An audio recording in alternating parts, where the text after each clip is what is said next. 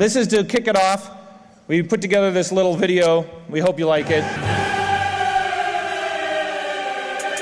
Champion sound, LosTboY.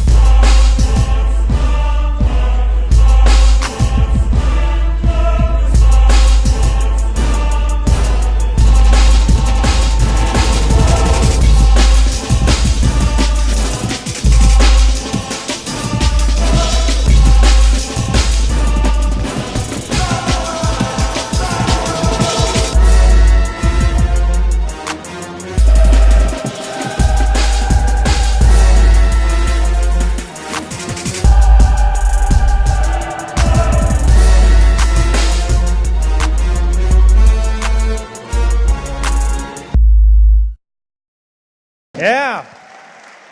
Get your slides ready. Very cool.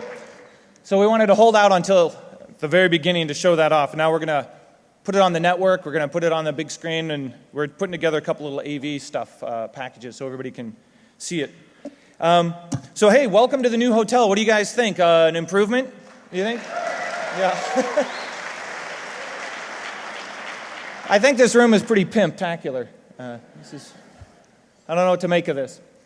So we got a new hotel, we got a new network with 100 megabits. We got a new badge contests. We went away from electronic this year to the titanium. And you'll notice it turns out that this is basically a key to a whole bunch of contests that are running right now that's tied into posters and the program and art and shirts and things on the network. And we even have secret agents mixed in among you that have clues that you might have to end up interacting with. We've got all kinds of cool shit going on, and the theme of spy versus spy is what it's all about. So you might actually have to observe sort of a dead drop. You might have to observe people interacting. You might have to sneak up to somebody and pass them a note, and they'll get some information back to you. So it's pretty cool, but I'll let Lost sprinkle some more clues in during his talk. There's over 50 mini games and contests going on right now, and we've got the most contests ever. Also, for the first time, I've always wanted to bring a server and plug it into the network and just give away all the media stuff that we've done over the years. All the past talks and presentations are online now. So I know you guys are going to DOS it and it's going to get horribly wrecked and polluted. But, and I did something foolish. I accidentally left the upload feature turned on. So if you guys want to upload anything, I don't know what happened. And that's at the address 10.0.0.32, port 7000. And just, have fun with that. And then I just got notice that Dead Addict happened to put up a server at wares.defcon.org, spelled with a Z, warez.defcon.org. He's got 1.5 terabytes of stuff. And so it's pretty cool. We're making the most out of our new network here. So what's really going on here is this is all a giant build-up for DEFCON 20, the 20th anniversary of DEFCON next year. So we're trying out a lot of stuff this year to beta test it, and if it breaks, we want it to break this year so we can fix it for next year, because next year we're going to go just completely off the hook. And what do you think we could do with a stage like this? Yeah. Oh, you're... You realize Jeff just asked you to break things. Yeah. So we're on a build-up for DEFCON 20, and we've got a lot of really cool stuff we're going to do. So don't be surprised if some of the stuff you come across this year is really going to be tied into next year. And maybe some of the clues you find this year are on a build-up to help solve problems for next year. So we're really tying it into a whole lot of things and making it very integrated. Okay, so I'm not going to keep talking. I want to pass it off to Lost. He had a great time designing the badge this year to take a break, from doing the mystery challenge, which he announced yesterday is coming back for the 20th anniversary for 20 teams next year. Yeah. This year I have 10 spots for my tamper evident contest, and next year, it's the third year we're doing it, so next year we'll get to the maximum hardness level. We started easy, medium, next year will be hard, and we'll have 20 teams next year. So you can see this reoccurring theme. So there'll be plenty of ways for you guys to get involved next year. Okay, I want to pass it off to man, the legend, the man that needs no introduction, Mr. Lost. Yep.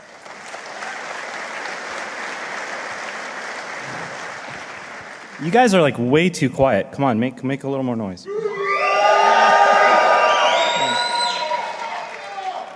So I hope everyone's been having fun thus far. Wow, that spot is really bright. I can't like see anything. It's like when Billy Joel was yelling at, "Don't light the audience." Anyway.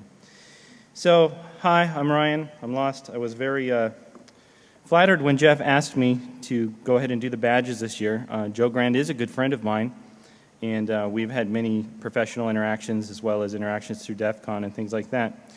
But I have a little bit of a paradox, is that we have this Welcome to DEFCON intro talk where I'm supposed to talk about the badges that are concurrently running in a contest. So I've got clues and information that I really want to tell you, but I can't be blatant about it. And since we are doing the spy versus spy theme, I figured why not we do this like a professional briefing, and I'll just redact stuff. So I consider all of you to have exercised your rights and doing Freedom of Information Act and requesting information from me, and I have taken the liberty of redacting certain things throughout this talk. So you may or may not be able to glean more information and hints as we go through information. And please, don't be stone quiet. Make a little noise, for real. Come on. That's it. Because this is DEFCON, and you guys, like, even at DEFCON 101, the noobs were like,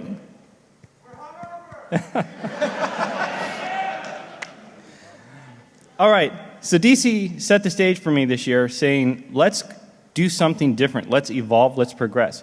When we started doing the electronic badges, they weren't anywhere. Now they're everywhere. You go to a security conference, you go to other conferences, everybody's got electronic badges now. The Hack the Badge contest last year had approximately 30 official entries or so. How many people have you guys seen in the hallways working on the crypto thus far this year? A lot, right? How many of you personally have done at least something involving the badges? Make some noise. Yeah. So that right there, I consider it a success. How many of you have had fun doing that thus far? And how many of you want my head on a stick?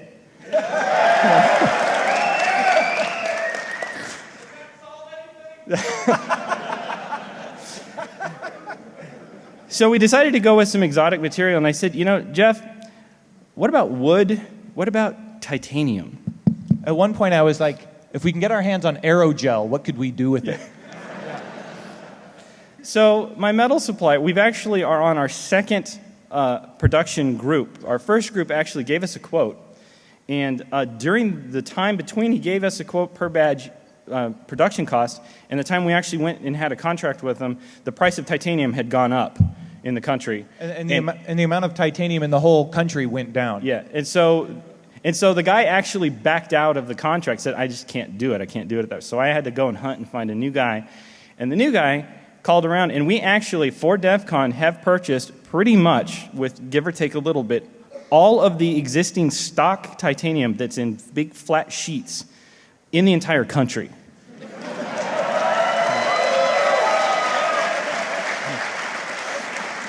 And not that I'm telling you all to invest, but I think we may, as DEFCON, have affected the market price of titanium in the United States. We actually wanted to make more badges than we had this year, because I've heard we've sold out already. Is that true? That we're already out? We actually wanted to make more. We couldn't get any more raw material to make more. We literally, and we made thousands more badges this year than last year. And we couldn't get any more stock, so we did the best we could for you guys. So. Are we releasing that number? Oh, total quantity was over 10,000. Total quantity is over 10,000. Over 9,000. So. No, it is over 10,000 badges this year. So a non-electronics badge equals a metagame that anyone can play. For those of you who haven't been paying attention or have been like in a hole or something, there are stages to this contest, And each stage has multiple varying degrees of difficulty. Everything goes from easy to medium to, oh my God, how did they solve that? Because I never would have gotten that. And I have seen people out there who have already picked up on some things that I never in a million years would have thought anybody would have gotten just in a conference, like over a space of a couple days. You guys impress me every year. Give yourselves a hand because you guys are awesome.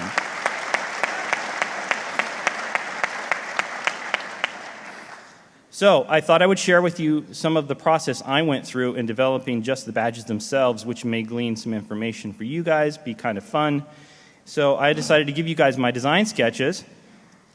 So this was one of the original design sketches, which was going to do a number and a cutout, and you see it was going to be a 3-inch circle, and we had the little nub at the top. Consequently, the prototype badge that sold last night at the summit sold for $450, I think. Is the person who bought it in here, actually? So anyway. Is that him right over there?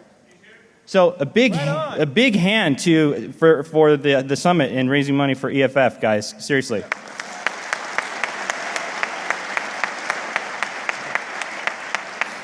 So there's only 2 of those, and DT will have the other one. So you guys that bought that, you have like the secret pass. So this is an evolution of the design drawing. This was went to version 1.0 and 2.0. I actually decided to remove the little nub at the top because I thought it was more aesthetically pleasing to go to the circle. And I removed the DEFCON text because it just seemed the whole elegant, simple is better. I'm an engineer and a mathematician. I'm not an artist. But I wanted like a clean, pure look to it. And it's supposed to give the feeling of an old artifact or relic that's been passed through time. Hence the artificial antiquing that we did to the titanium, which was not easy. So here's another design sketch. I don't know if you can read the text at the bottom there. It says hippie crap. That's a little bit of a redaction there. So the contest badge, I had to give props to my people. So my DEFCON roots really come from the contest area. Yay, contest area, yay. Woo!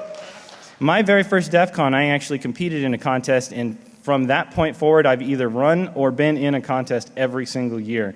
So you'll notice the giant pyramid logo on the floor when you walk into the conference. The contest badges are the only ones that are the same shape as that. It's kind of an homage to my people. So the press, the speaker, and the vendor badges were given a deliberate shape so that the goons could easily identify humans from other types of badges from a distance. That's why those are the same shape, or one of the reasons anyway. The goon badge, and you can see my wonderful artistic skills up there, that amorphous blob. So these are some of my design notes for the goon badge.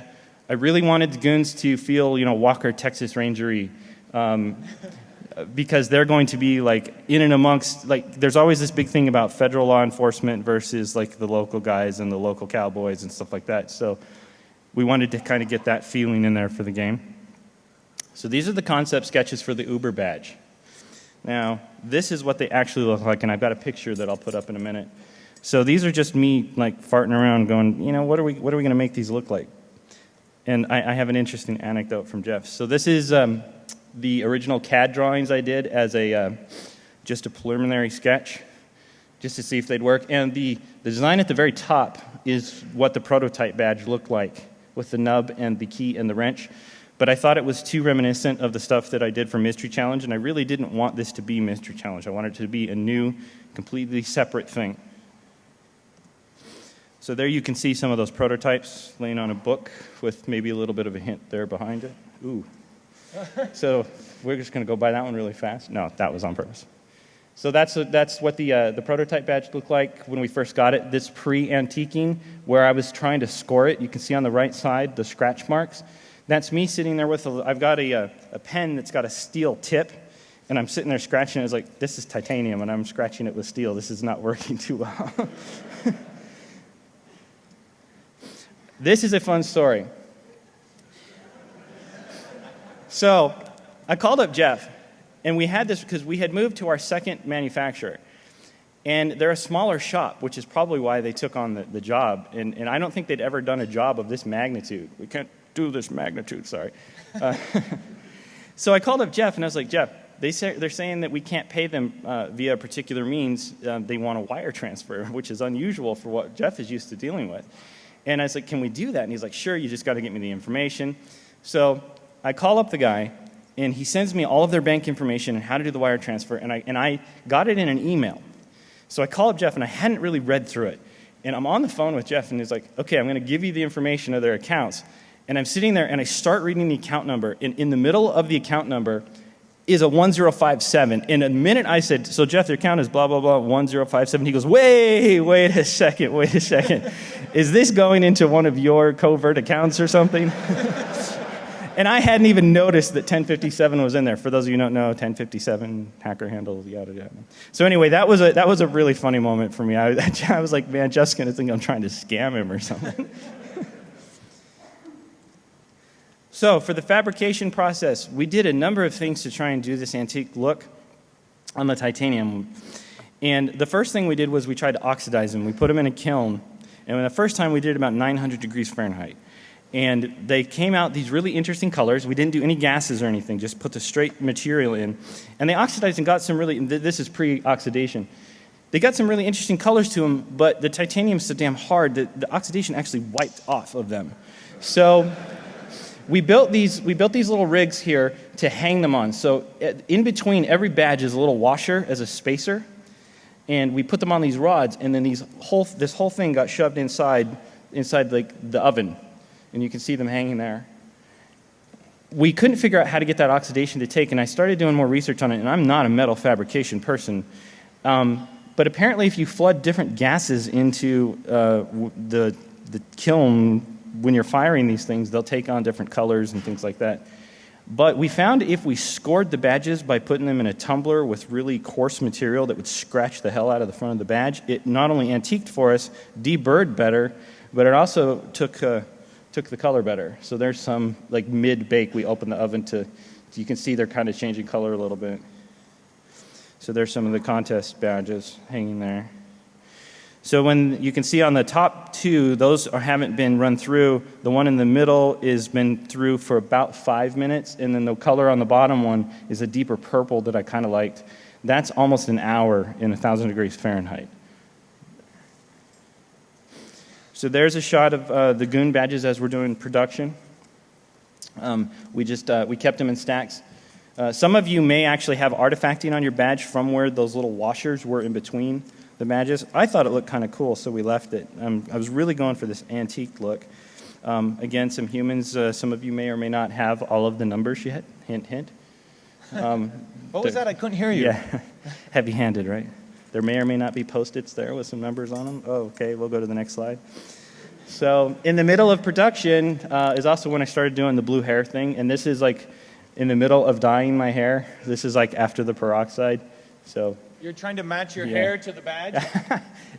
Somebody asked me that actually, and I was like, I was intending to go blue and wanted to match the 1057 badge that you see here on the left, and it didn't get dark enough, so too bad for that. So I hear cameras snapping, that's why I'm pausing for a minute there. So, the real rub, the math and the crypto.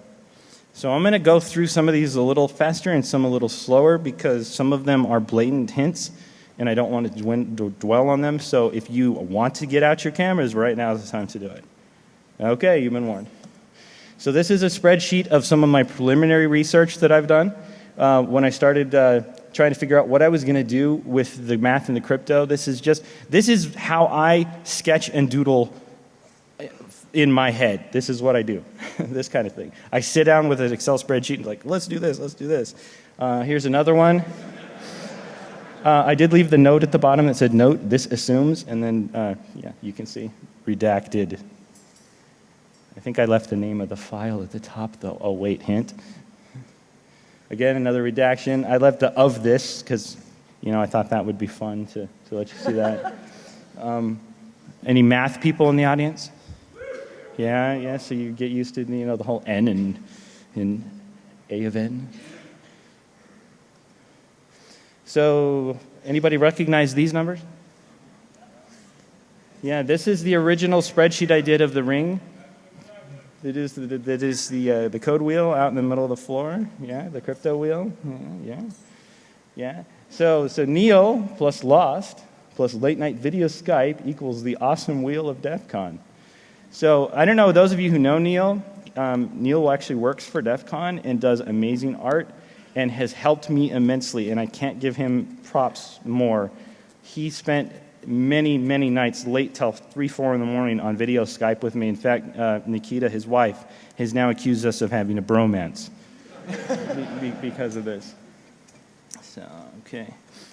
I can't, and I redacted some of these a while ago, so I can't even remember what I put on there. So, the blank with numbers for blah, blah, blah. There are only blah numbers. Never. I just hear all the cameras snapping. So, I get this panicked call from Jeff one night.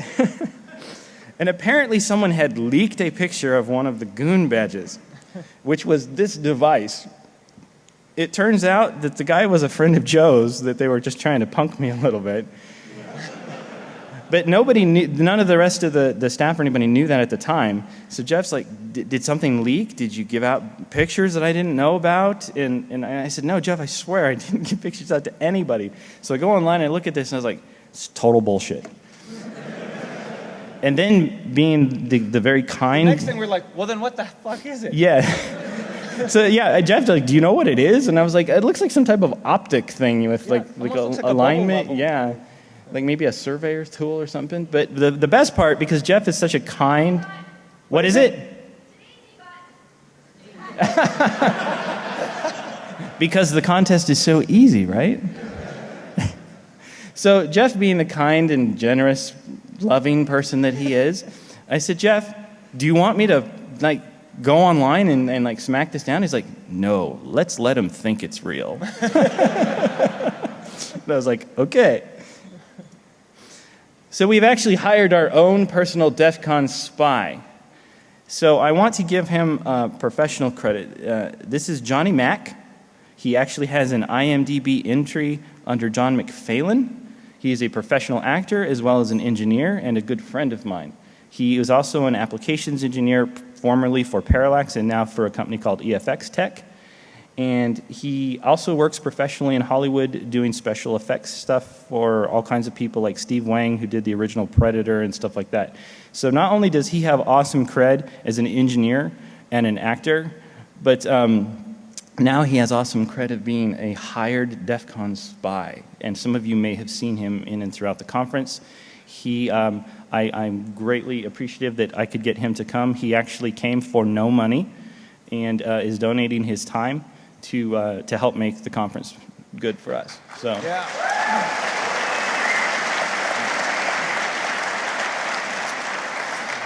Consequently, he also writes a column for Nuts and Bolts magazine every month and will be teaching a class in the Hardware Hacking Village. So it's a good opportunity if you want to come in there and learn some stuff. So I will give a one design hint or fun thing that we tried to do. You will notice on your lanyards, if you stare down at your own lanyard, that the binary is written in such a way that it is just out of view of yourself. So if you look down at your own lanyard, you almost forget that there's any binary or crypto on there. Because everything in the contests this year is designed to make you interact with other people and talk to other people and meet other people, make new friends, make new connections.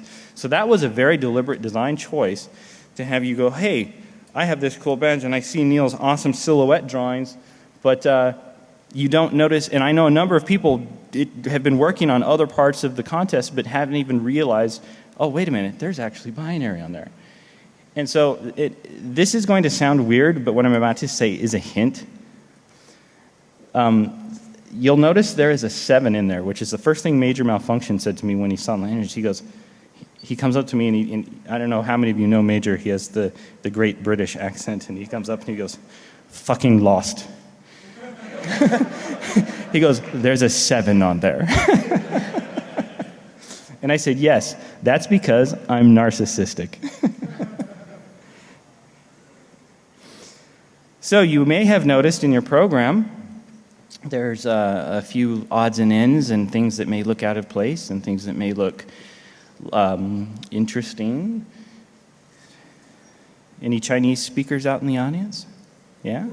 Yeah? One? Yet, how many of you are learning Chinese characters now? So my question is, here's a better question. How many of you, this conference, have learned at least one thing you didn't know in the process of studying for this badge contest? Yeah. So again, my job here is done. You may have noticed some other interesting tidbits. That right there is the very first concept sketch I did on graph paper. You can kind of see the blue lines on there of the eye that is on the badge. And I scanned it and put it on. And nice little quote there at the bottom. Please, above all, have fun. When I ran Mystery Challenge, it was designed, by design, to have a 50% failure rate. I wanted 50% of my teams that were in Mystery Challenge every year to pass, and it would be hard enough that 50% never made it through. The badge contest is not designed for failure. It's designed for fun and interaction. How many of you are familiar with the concept of Occam's razor? Yeah. Okay, some of you didn't shave very closely this morning with Occam's razor. This is not the Mystery Challenge, okay? It's designed to be fun. There will be hints that will start today. Today is the official kickoff of DEFCON. That's why not really a whole lot was given out yesterday. We have a Twitter feed, which is the 1057 Twitter feed, that I will probably every 2 hours throw something out there. I've been walking the floor trying to gauge where everybody's at, and will act accordingly. That's one of the benefits also I have of having a live actor here that can make the game fun, but also gives me a human whiteboard, if you will, to help pass hints to you guys in a manner that's enjoyable.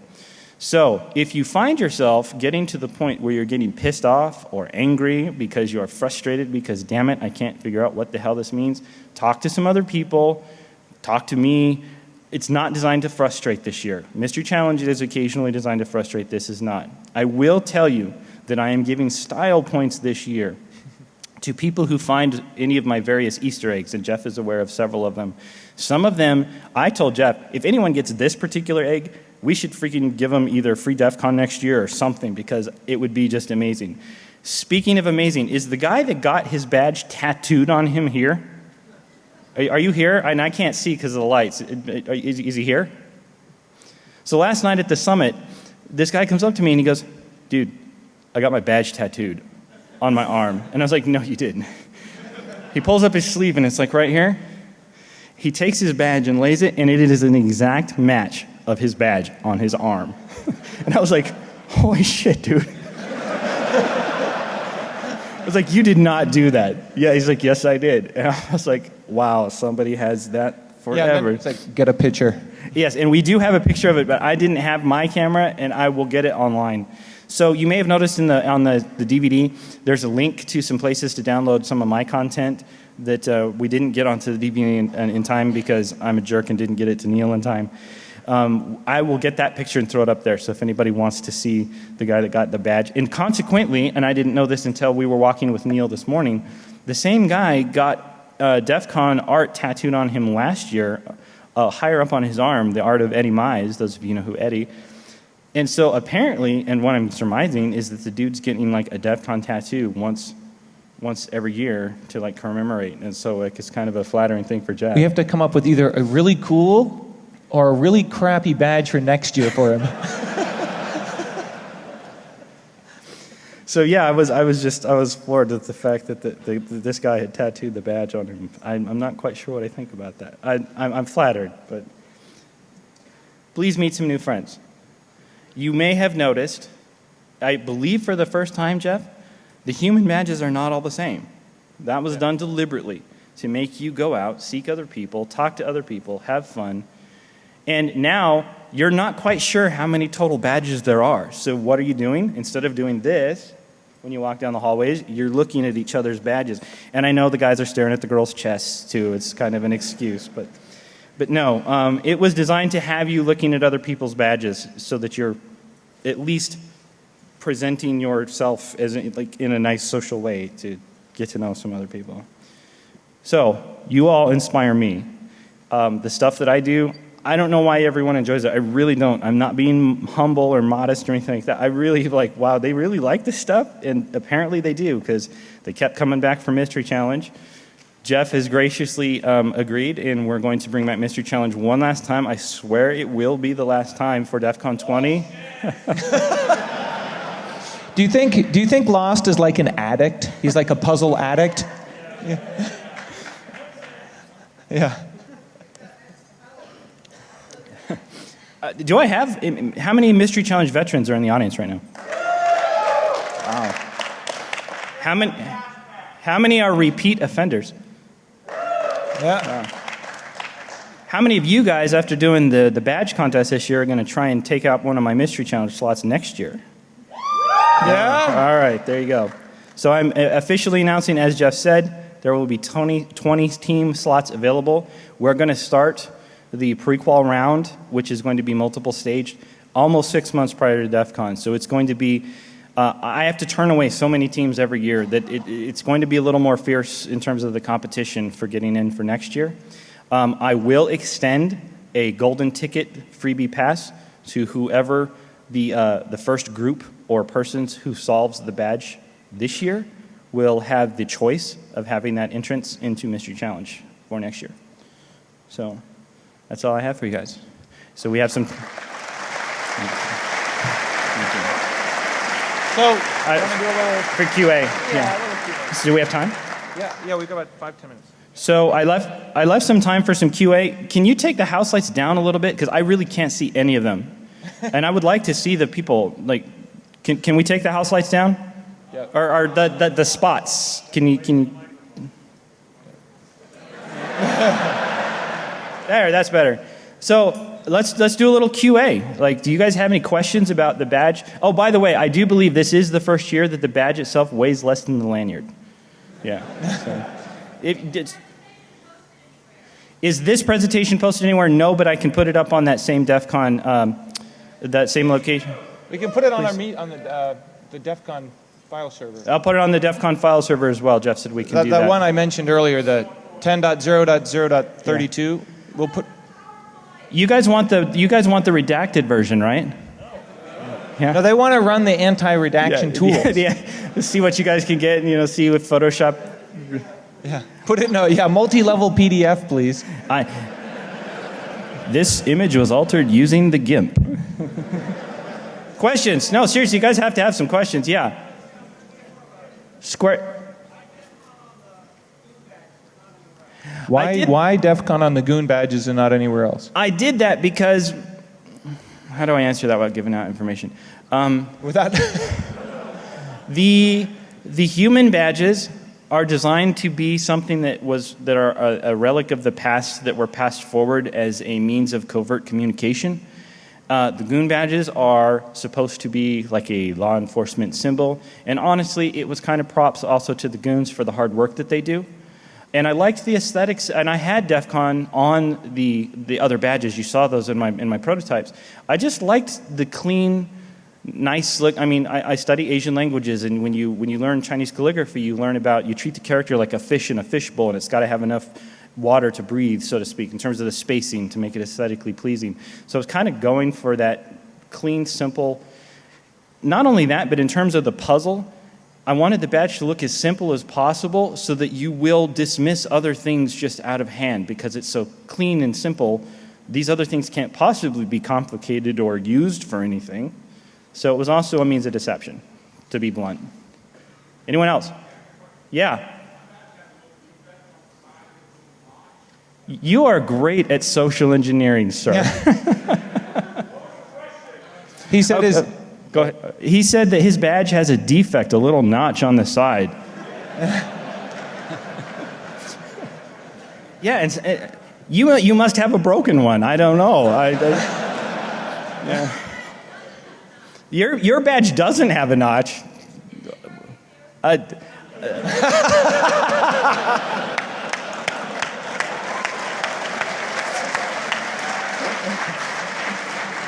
So here's the question. You would have to find that guy and see if your numbers match, right? Oh. Yes, in the very back. At DEFCON or before? How many hours of sleep do I get on an average? This is not a joke. My average amount of sleep is about 4 hours a night. And for about 2 months up to DEFCON every year, Mr. Challenge badge, everything, it goes down to about 3 hours a night. Not a joke. He's a robot. Yeah. Poor Neil is like, dude, I'm going to bed. And when we're on Skype, and I'm like, no, we got to get this done. We got to do this. We got to do this. And the poor guy he has to do all the stuff for Jeff, and I'm sitting there injecting into his workflow, and all the stuff I do is like quadruples his work because, he did the program layout. I was like, I got stuff for you. And he's like, oh, crap, like what? And I was like, okay, so I've got these little graphics. Can we just throw them on pages? And he's like, yeah, how many? And I was like, oh, it's quite a few, and it's not all of them. So he has been just amazing at putting up with the strange requests, oftentimes not even knowing why I'm asking things. And he occasionally would inadvertently break something in terms of what I was trying to do with being like stealthy. But other times he actually would come up with some stuff that would help fix and make things better. So questions? Any more? A couple more. Yes? Let's ask the crowd, does the position of the defect have any significance? Yes. Really? Are you sure? I still don't know what these defects you guys are talking about. I think the badges are perfect. couple more, quick. Okay, go for it.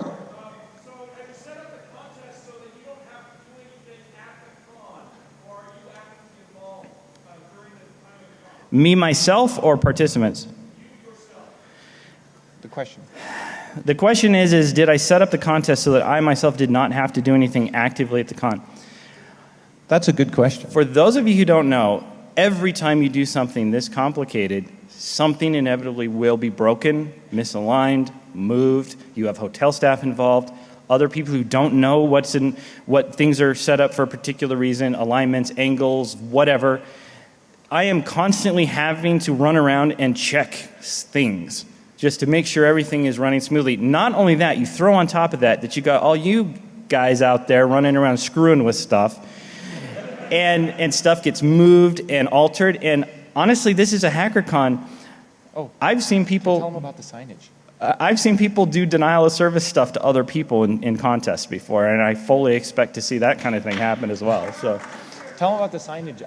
Cutting off. Oh, so by this point, most of you, if not all of you, have noticed on the leaderboards there's some numbers at the bottom. So when I first got here, those were shoved down in those metal clippy things, and they were shoved down so far that those numbers were all hidden. And I went to Neil and I was like, at first I just thought they weren't there. I was like, dude, you promised me those numbers were going to be on those signs. They have to be on those signs. And he goes, they're there. And I was like, no, they're not. So we went over to the sign, we lifted it out, and sure enough, they were there. But no one had told us that those holders actually covered part of the numbers. So we walked down the hall, and the one that's about midway down the main hallway, only half of the numbers were cut off. So, it's 2 lines. And I was like, dude, leave it. I was like, there will be a single line. They'll get through half of it and be like, what the hell? And I was like, so it'll force him to screw with the signs. And that's when all the rest of the goons are like, no. We don't want him screwing with the signs. So they actually, I think they put little wedges underneath, lift those up. And on some of them, I think you still can't see the numbers. Is that correct? At the last I checked? Yeah. Also, I've had the security goon say, please do not sit in the hallway while you're trying. He's like, I don't mind you sitting there copying the numbers down, but please don't sit in the hallway to actually try and work on the crypto. So I guess we had people blocking the hallways. The other interesting thing is, when we first came to the hotel and we saw that huge rotunda right at the very entrance, and I saw the big circle and the dome, it's like, something is going here. We don't know what's going here, but something is going here. And so it's interesting to watch people. People don't really step on the artwork. Yeah, it's like kind of reverent, like, ooh, I don't know. And how many of you have stood in the middle, the very center, and like done the whole echo effect? Like that, yeah. If you haven't done that yet, do it at least once before you go. Go stand in the very, very center. And it's up and down the hallways, too. Yeah, anywhere there's those domes, and some of them are like whisper domes where you can whisper to somebody who's really far because it will actually project the sound. They're kind of neat. So if you're near one of those domes thinking you're having a secret conversation. Like maybe 2 more questions, anything like super awesome. I'm sorry? Did I break the Keno board? I would like to tell the staff of the Rio that I have not affected the conference hall in any way whatsoever. Can I admit to having a desire to hack the Keno board? Of course. Anyone else?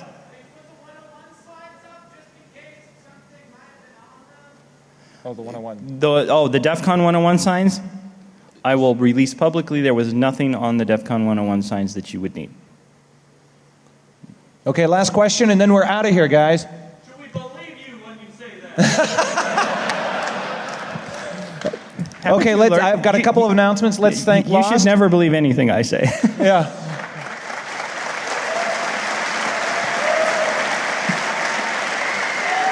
Yeah, right on. Okay, I have two con-related announcements. One is, for some reason, I think maybe your fault, Hacker Jeopardy didn't get mentioned in the program because Neil was busy. So yes, Hacker Jeopardy is happening this year, as usual, and same bat time, same bat place, sort of, as last year, and it'll be on all the DEFCON updates, and it's happening before or after the 10,000 cent pyramid. So if you find your way into the 10,000 cent pyramid room, after that it becomes Hacker Jeopardy. And it's the same thing. It's on a build-up for DEFCON 20. So they're trying out some stuff this year. Next year it's going to be extra double plus crazy. And the other thing is, due to logistical issues, the Q&A rooms, each one of these sessions has a corresponding Q&A room. So a lot of times the speakers, if they have a lot of questions, will go to these Q&A rooms, and then you can spend an extra 50 minutes hanging out more of one-on-one with the speakers. Those Q&A rooms are on your program, but they've had to change. So they still exist. They're not exactly in the same order they were. So we'll be updating the signage in the hallways and everything, just so you know they've changed. And it's not a misprint. It's just that they had to change today for technical reasons. So that's it. We're going to wander around, try to misdirect you, and have a really rocking time. So you guys like the badges, really? Yeah.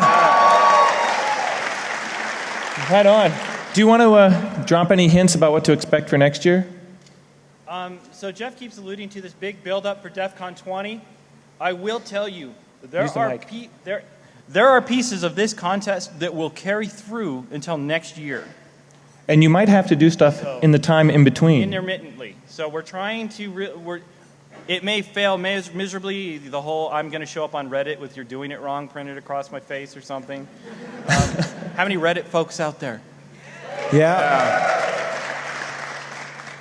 So have fun. Please don't get to the point where you hate me enough to actually do me physical harm. Come talk to me. It's meant to be fun. It's not meant to be so painful that you're like, fuck, I don't know what to do next. So. Okay. Thanks a lot, everyone.